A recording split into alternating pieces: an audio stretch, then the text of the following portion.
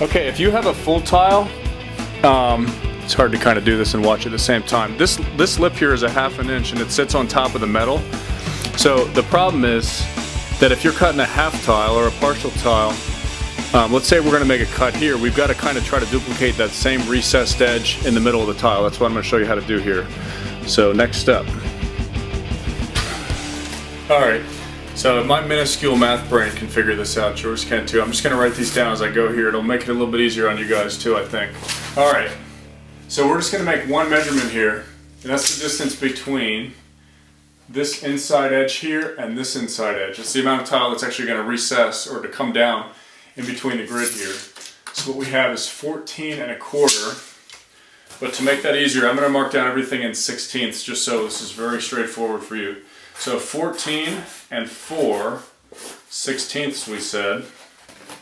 Alright, so to make a little bit of room, allow space for the tile to, in case our cut's not perfect, or for the tile to just have a little bit of space on either side, we're going to cut off 1/8 of an inch, but that's 2/16.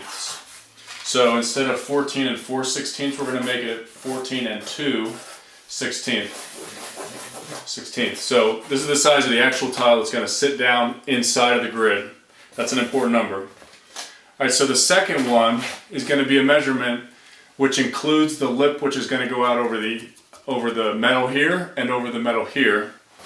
And so to this number, we're going to add 15/16 of an inch. So we have 15 and 1/16. Those are my two important numbers then. Alright, it's real important that you got a good sharp blade here. Let me just show you what happens if you don't have a sharp blade. I just grabbed one of these off an old stack here. When you go to make this cut, I think you can see that it's starting to tear here instead of cutting right through. These little crumbly things, you don't want that. It's going to make a mess. As you see, they're flying all over the place. So anyway, get a good sharp blade. That's going to make this step a lot easier. Alright, so I swapped a new blade into my knife here. Just a couple things. You want to make sure your hands are clean to handle the tile here. It's kind of a given, but your fingerprints will show up pretty good. The second thing is you want to inspect the tile. If right out of the box, sometimes they have imperfections or one of the corners like obliterated from someone ramming a card into it or something like that. So like this corner doesn't look the best here. It may not make a difference, but I'm going to cut that off, and who knows, maybe I'll use that later and maybe I won't. But here are my measurements.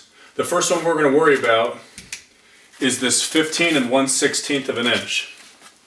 That was the total distance of the tile, including what's going to rest on the top there. So real close to the edge, I'm going to make this notch in here, 15 and 1/16, and then real close to this edge down here, I'm going to make the other one, 15 and 1/16. Now I'm going to connect these, and I'm going to cut all the way through the tile. Alright.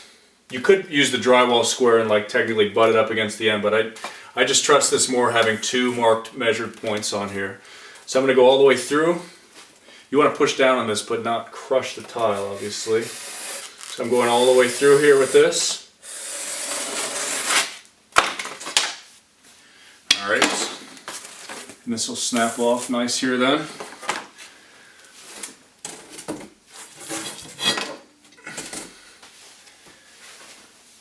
Alright, so the next cut here,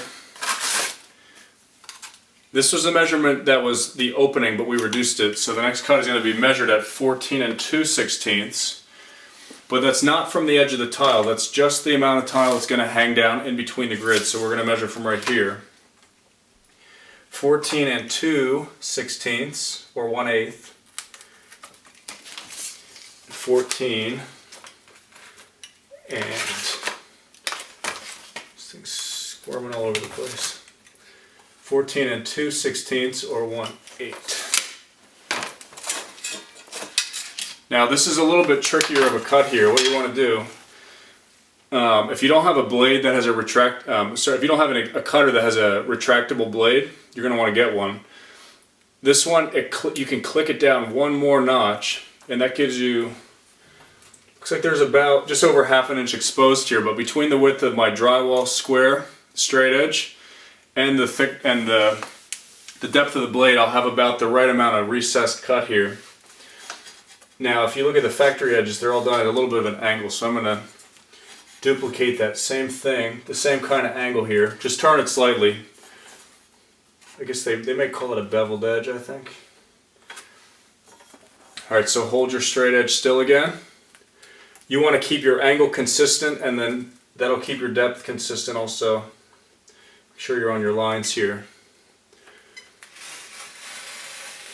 Now this edge is the important one. This is the one that people are actually going to see. So, you know what, I probably should have swapped my blade before I did this. We'll see how cleanly it comes out. Alright, I'm definitely going to switch it around now, because this cutting the side of the tile is going to require a real sharp edge.